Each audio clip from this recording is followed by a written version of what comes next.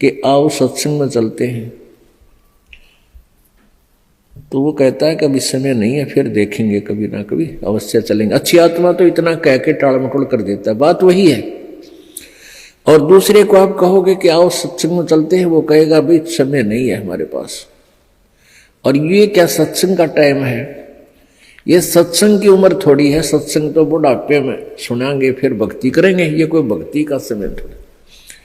पुण्यात्मा, ये अटकल अपनी आप लगाई हुई है, परमात्मा का विधान ऐसा नहीं है।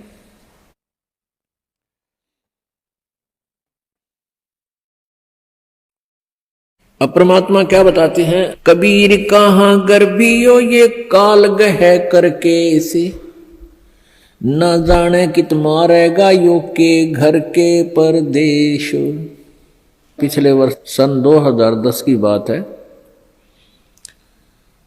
यहां इसार का एक डॉक्टर, बहुत सुप्रसिद्ध डॉक्टर आंखों का, और बहुत पैसा उसके पास, अपने पुत्र का एडमिशन कराने के लिए गाड़ी में जा रहा था, पुत्र, उसकी पत्नी और वो स्वयं। और रास्ते में दुर्घटनाग्रस्त हो गए, तीनों की मृत्यु हो गई। आज शेष बचे हुए कोई भी उस परिवार के सदस्य से आप जाकर कहिए कि आओ सत्संग में चलते हैं, वो भी कहेंगे समय नहीं है हमारे पास। अन्य किसी डॉक्टर से आप जाकर कहिए कि चलो सत्संग सुनो कुछ देर, वो कहते नहीं मेरे पास तो मरीजों की लाइन लगी हुई है, मेरे पास समय नहीं है। तो एक डॉक्टर लाइन नहीं, किसी को भी आप कहिए जाकर के। पुण्यात्माओं, इसका कारण क्या है कि हमें अध्यात्म ज्ञान बिल्कुल नहीं, आध्यात्मिक ज्ञान के बिना हमें डर नहीं हो सकता, चिंता नहीं बनती, और जब तक हमें परमेश्वर की महिमा का ज्ञान नहीं होगा तो हमें रुचि नहीं बनती। अब हमारे को जो ज्ञान दिया गया बचपन में, यही दिया गया कि उसके लड़के ने कोठी बना ली, वो डॉक्टर लगा हुआ था, प्राइवेट क्लिनिक है, 2 कोठी बना दी, कार ले ली। अब जितने भी बच्चे डॉक्टरी कर रहे हैं, ट्रेनिंग कर रहे हैं, उनका मूल उद्देश्य, टारगेट यही हो जाता है मैं कोठी बनाऊं और कार दूं। यदि हमारी एजुकेशन में ये आध्यात्मिक ज्ञान अत्यधिक प्रवेश हो तो उन बच्चों का ये टारगेट ना रहे, और वो बिल्कुल बहुत जायज फीस ले, जायज काम करें और बहुत ही सस्ता ट्रीटमेंट करें, भगवान से डरने वाले होंगे। अब तो रोगी मर गया, ट्रीटमेंट के अंतर्गत अपना हिसाब बना कर देंगे, हमारा पूरा हिसाब दे जा, पैसे दे दो, ये एडवांस जमा करा लेते। बात ये नहीं है कि पैसे ना लो, पैसे तो उनके लगे हैं, देने भी चाहिए, लेने भी चाहिए, लेकिन 1 के 20 नहीं लेने चाहिए, 1 के 100 नहीं लेने चाहिए। और वो 1 रुपए की चार्ज के 100 लेते हैं, और फिर कहां ले जाते हैं? यही छोड़ जाते हैं। परमात्मा कहते हैं इस माया के कारण फिरा देश प्रदेश। अभी पीछे समाचार पत्र में आया हुआ था, हरियाणा अंबाला का रहने वाला एक लड़का इटली गया हुआ था, वहां से वापस आया, क्योंकि वहां यहाँ की बजाय, हिंदुस्तान की बजाय वहां अधिक पे मिलती है, तनख्वाह मिलती है, रोजगार के लिए वहां गए, अच्छा पैसा लेकर आते हैं वहां से। तो फिर वो अपने परिवार को लेकर के गाड़ी में, उसका अपना परिवार 3 सदस्य, एक पुत्र 2 हुए, और एक भाई की पत्नी और उस भाई का बच्चा, वो 5 जावे थे पीर पूजन, पीर की पूजा करने। और उस पेपर में लिखा, समाचार पत्र में लिखा हुआ था कि वो एकदम इतनी ऊंचाई से गुजर रहे थे कि वहां से गाड़ी पलट गई और 50 फुट नीचे तालाब में गिर गई, वो 5 मर गए। पुण्यात्मा, हम भूल जाते हैं कि ये घटना उसके साथ घट गई, हमारे साथ नहीं घटेगी। हमारे साथ ऐसी नहीं घटेगी तो कोई और तरह की घट जाएगी। यानी काल ने तो हमारे को यहाँ से जो उसने समय निर्धारित किया उसी दिन उठा लेना है। एक भक्त बता रहा था कि मेरे मामा के 5 लड़कियां और मेरी मामी भात न्योतन जावे थी, 3 लड़कियों की शादी इकट्ठी। भात न्योत का वापस आवा थी, रोहतक के बस स्टैंड पर खड़ी थी। अब जिसकी 3 बेटियों की शादी, उसको किस प्रकार की चिंताएं कहाँ कहाँ से विचार व्यक्त कर सोचती रहती है। बस स्टैंड पर खड़ी थी बस की इंतजार में, और एक बस बैक होकर अपने स्थान पर लगे थी, वह थोड़ी सी टेढ़ी होगी। पीछे एक पोल खड़े थे, पुराने बस स्टैंड की बात है। पोल उस खंबे बीच और बस बीच आ गई एकदम। उसने उसको जानने को नहीं, तू कहाँ खड़ी है, गाड़ी आन लग रही है तेरे बैक में आगे। आध घंटे में वही तड़प कर मर गई। अब पुण्यात्माओं कहते हैं, और बात तेरा काम नहीं आवे संतों शरण लाग रे, और केसो व गफलत में बंदे जाग जाग न जागे। इस तन सराय में जीव मुसाफिर करता रहे दिमाग रे। इस तन रूपी शरीर में, तन रूपी सराय में ये प्राणी ना जाने के सोच उठाए रहता है, ध्यान रखता, और तरह की बातों में विचार रखता है। और रात बसेरा कर ले डेरा, तू चले सवेरा त्याग रे। हमारा जो शरीर है, अब इस सराय रूपी शरीर में हम सारी एक रात काटने के लिए विराजमान है, और सवेरा उस समय होगा जब आपकी मृत्यु हो जाएगी, फिर सुबह हो जाएगी, फिर चलो चलो होगा यहां से। तो इस पूरे जीवन को एक रात्रि बताया है और मृत्यु को आपकी सवेरा बताया है। इन सब बातों को याद करके आप जी ने परमात्मा में रुचि बढ़ानी है। कबीर परमेश्वर जी यही बताने के लिए आए थे, और इस सच्चाई से परिचित होकर ही हम भगवान से डरेंगे और भक्ति करेंगे, बुराइयों से भी बचेंगे।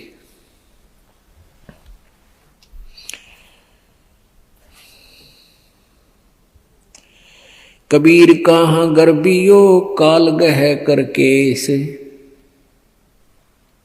ना जाने कित मारसी के घर के परदेश। यानी या तो घर में मारेगा, ना कि तो बाहर जा रहा होगा वहां मार देगा। कबीरा धंधा करते रहे बिन धंधे धन ना होए। परमात्मा कहते हैं कबीर धंधा करता रहे बिन धंधे धन नाही, और जो नर भूले ज्ञान मूल को ते धंधे ध्यावे नाही। परमात्मा कबीर परमेश्वर जी ये कह रहे हैं कि धंधा करना पड़ेगा, धंधे बिना इनकम नहीं हो सकती, काम तो करना ही पड़ेगा। पर उनको उल्हाना दे रहे हैं कि जो इस धंधे में भगवान ना बजते, काम करते करते मालिक को याद नहीं रखते, वो नर अपना मूल, उस मूल ज्ञान से परिचित नहीं है, वो अपना जीवन व्यर्थ कर रहे हैं। अब कोई कहता भी अभी समय नहीं है, भक्ति नहीं करते, कोई टेंशन होगी है। पुण्यात्माओं ये टेंशन तो बनी रहेंगी, क्योंकि काल का लोक ही ऐसा है। और इन सभी जो छोटी मोटी आपके साथ चल रही है, कोई परमात्मा के नाम लेते लेते भी आपके ऊपर कोई आपदाएं छोटी मोटी आ रही हैं, तो ये विचार करना कि यदि परमात्मा का सहारा ना होता, ये छोटी आपदाएं नहीं होती, ना जाने के कहर तोड़ देती आपके ऊपर। अब जैसे आप जी ने परमात्मा का, परमेश्वर कबीर जी का नाम ले रखा है, और फिर भी आप पर छोटी मोटी कोई आपदाएं आती हैं, आप ये सोच बैठते हो, कई बार मन इतना नालायक है, ये परमात्मा से दूर करने के लिए ना जाने कितनी स्कीमें तैयार करता है, अपने हिसाब से सोचता रहता है। क्या सोचते हैं कि मैंने पाठ भी करा दिया, मैंने 4-5 महीने नाम लिए भी हो गए हैं, और फिर भी मेरी भैंस मर गई। अब पुण्यात्माओं विचार करो, आप जी ने कुछ पुण्य किया, आप जी ने सत भक्ति की, जैसी आपने भक्ति की उसका सहयोग तो अवश्य ही मिला है आपको। जैसे सर्दी बहुत है और उस सर्दी के अंदर आप जी ने स्वेटर पहन रखी है और स्वेटर पहनने के बाद भी आपके हाथ पैर ठिठुर रहे हैं, आपको सर्दी लग रही है, तो कंबल ओढ़ना चाहिए। तो बुद्धिमान लोग ये नहीं कहा करते कि मैंने स्वेटर पहन रखी फिर भी सर्दी है और स्वेटर निकाल दूं, क्या फायदा स्वेटर का। कई भक्तों के मन में ऐसी दुर्भावनाएं आ जाती हैं कि हमने इतने दिन हो गए भक्ति करते ने, नाम लिए ने, और पाठ भी हम करा रहे हैं और फिर भी हमारे ऊपर आपदाएं आ रही हैं। तो पुण्यात्माओं, जैसे आप जी ने अभी स्वेटर पहनी है और स्वेटर ने अपना काम कर रखा है जैसी उसकी सामर्थ्य है, और कोई नो सोचा है कि फायदा हुआ नाम तो मन इतने दिन हो गए भक्ति करते, दान करते और इस नाम को त्याग देता हूं, तो वो मूर्ख है। मूर्ख मीन वो ज्ञानहीन है, इस तत्व ज्ञानहीन है, उसको अभी ये ज्ञान समझ में आया नहीं है। अब जैसे उस स्वेटर का जितना अपना प्रोटेक्शन करने का था वो प्रोटेक्शन उसने कर रखा है, लेकिन सर्दी ज्यादा है, उसके लिए स्वेटर पहन, वो जर्सी पहन, और जर्सी से भी सर्दी नहीं लग रही है तो उसके ऊपर का कंबल या चादर मोटी ओढ़। ये नहीं कि सर्दी लग रही है तो इस स्वेटर न निकाल दूं, जर्सी पहन ली, इससे भी सर्दी लग रही है इसको भी फेंक दूं, तो उससे तो सर्दी आपकी जान ले लेगी। तो ऐसे ही आप जी जितनी भी भक्ति कर रहे हो अभी तक, उसका सहयोग उतना सारा आप जी को अवश्य मिला हुआ है। तो ये सोच लेना चाहिए कि आप जी के कर्मों की यह सर्दी बहुत ज्यादा है, अत्यधिक है। आप जी भक्ति भी कर रहे हो, नियमित रह रहे हो और दान धर्म भी कर रहे हो, और फिर भी आपके ऊपर आपदाएं हैं, तो आप जी की ये कर्मों की सर्दी बड़ी भयंकर थी। अगर आपने प्रोटेक्शन ना कर रखा होता, परमात्मा की शरण में नहीं होते, तो आपकी जान चली जाती, परिवार में भी बहुत हानि हो जाती। अब तो एक भैंस मरने से ही काम चल गया, भैंस तो और 20 दे भगवान, अगर आपकी भक्ति ठीक रही तो इस प्रकार आप जी ने अपने तत्व ज्ञान को संभाल कर रखना है, इस पर असर करना है, अमल करना है, और इसके आधार से अपने इस भक्ति मार्ग पर लगा रहना है। अब कई भक्त कहते हैं जी हमें, मेरे 3 दिन मंत्र ना जपया, मैंने 4-5 दिन मैंने नाम नहीं जपा। क्यों नहीं जपया? कि टेंशन हो गई थी। भले आदमी टेंशन तो हो जा, खर टेंशन भी हो जा, लेकिन भगवान की भक्ति भी अपना करता रहे दुखी सुखी होकर। उस टेंशन को भी पड़ी रहेगी, लेकिन मंत्र भी थोड़ा बहुत कर लेना चाहिए, छोड़ना नहीं चाहिए। अब ये तो मंत्र इस काल ने तो इतनी टेंशन कर रखी है इस प्राणी के साथ में, गिनती है कोई ना। घर में को वासनी हो जाए तो टेंशन, और छोटे मोटे व्यवसाय में 100 घाटे बाधे हों उसमें टेंशन, पता नहीं कितने प्रकार की समस्याएं हमारे जान में डाल रखी काल ने। काल का ये उद्देश्य है कि ये भक्ति ना करें।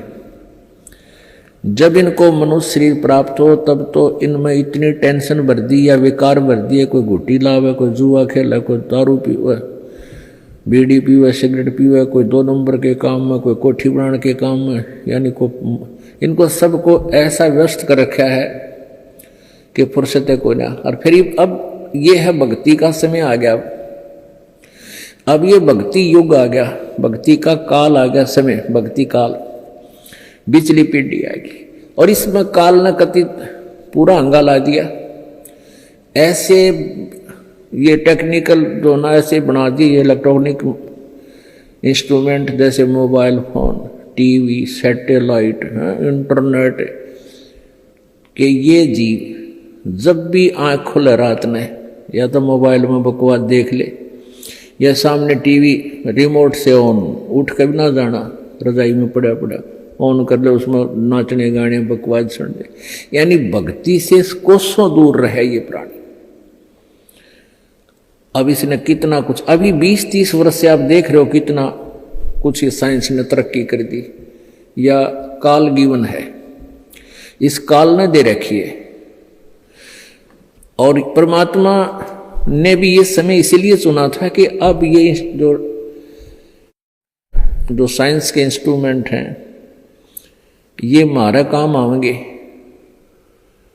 एक जगह बैठे और लाखों करोड़ों जगह टीवी में परमात्मा की महिमा को घर बैठे सुन सका करोगे। हम इनमें बकवाद क्यों देखेंगे, हम भगवान देखेंगे, परमात्मा की चर्चा सुना करेंगे, तो हम इसका सदुपयोग करेंगे। तो पुण्यात्मा ये परमेश्वर कहते हैं, जिन हर जैसा सुमरिया अरता को तैसा लाभ, ओसा प्यास न भाग ही जब लग दसैनी आब। जिन्होंने जैसी भी भगवान की भक्ति की है उनको उतना ही लाभ अवश्य मिलेगा। और ओस पीने से प्यास नहीं बुझती, ओस चाटने से प्यास नहीं बुझती। प्यास बुझेगी गट गट गिलास पीने पानी के गिलास पीवा जब प्यास बुझेगी। तो हम पहले क्या करते थे, दान धर्म कितना करते थे, 2 रुपये चढ़ा दिए को 5 मुश्किल थे, 10 चढ़ा दिए तो बड़े खुश होया करते थे। या 100 रुपये का प्रसाद बांट दिया हनुमान जी के मंगलवार ने, हैं? तो ये हमारी पूजाएं थी। तो ये तो हम ओस चाट रहे थे।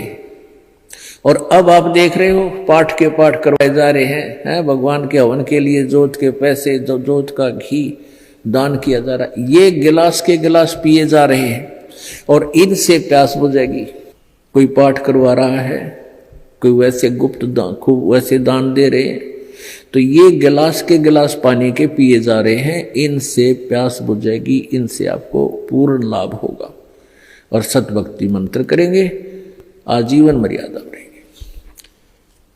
अब ये टेंशन तो काल ने या पैदा कर रखी है कि वो भक्ति ना कर सके, लेकिन इन टेंशनों में ही आपने भक्ति करनी पड़ेगी। चाहे रो के करो, चाहे खुश होकर कर लो, दुखी होकर कर लो। मान लीजिए कोई घर का सदस्य उपदेशी नहीं था, उसकी मृत्यु होगी, दुख तो बहुत आता है, क्योंकि हमारा एक हमारे अंदर एक ऐसी व्यवस्था बन गई, हम रह नहीं सकते, रोना भी पड़ेगा, भाई खूब बुरा हाल विलाप भी करेंगे। लेकिन फिर भगवान भी फिर याद रखे, परमात्मा ये क्या ले गए इतने दिन, उन बातों ने ध्यान रखे कि ये क्या लेके गया। अगर हाँ ये भक्ति कर रहा होता, परमात्मा इसको जीवन दान भी देता, इसकी आयु भी बढ़ा देता यदि सत भक्ति करता था। और ये लेके क्या गया, सारा जीवन बर्बाद कर गया। तो इस प्रकार इन सब विचारों को ध्यान में रख के, सब बातों को विचार करके और भजन जरूर करें। चाहे याद तो बहुत आते हैं, मृत्यु को प्राप्त हो जाते हैं जो साथी परिवारजन, लेकिन भगवान भी रो रो के मालिक ने भी याद रखे, मतलब भूला नहीं भगवान को। और भी कई प्रकार की टेंशन हो जाती है, किसी प्रकार की कई चिंताएं होती हैं, लेकिन चिंताएं तो हैं, चिंता भी नाम से ही समाप्त होंगी और परमात्मा की भक्ति तक करनी पड़ेगी, इन चिंताओं में करनी पड़ेगी। एक समय एक दरोगा जी जून के महीने में यानी गर्मी के मौसम में घोड़ी पर सवार होकर जा रहा था किसी दूसरे गांव में। रास्ते में किसान ने रहट जोड़ रखा था, रहट, हरहट। वो रहट क्या होता था कि उसमें एक पुली होती थी लोहे की, उस पुली के ऊपर के ऐसे एक चैन डाल दी जाती थी और उसको कोल्लू की तरह, एक कोल्लू आपने देखे हो हाथ के बैलों वाले कोल्लू, उस तरह कोल्लू की तरह बहल से चला जाता था और वो रहट का व्हील घूमता था वह पुड़ी, और उसके ऊपर चैन लगी होती थी। नीचे एक कुआं होता था वो चैन इतनी लंबी होती थी कि कुएं के जल को छूती थी नीचे तक, और उसका बाल्टियां वेल्ड कर दी जाती थी चैन के ऊपर, और वो बैल से बैलों को चला घुमा जाता था कोल्हू की तरह, तो वो व्हील घूमता था, वो पुड़ी घूमती थी, वह चैन साथ में घूमती थी, और नीचे से पानी आकर के खेतों में डलता था, और खाली बाल्टियां वापस चली जाती थी और भरी बाल्टियां चैन के साथ ऊपर आती थी, ऐसे चलती थी। तब वो पानी खेतों में सिंचाई के काम आता था।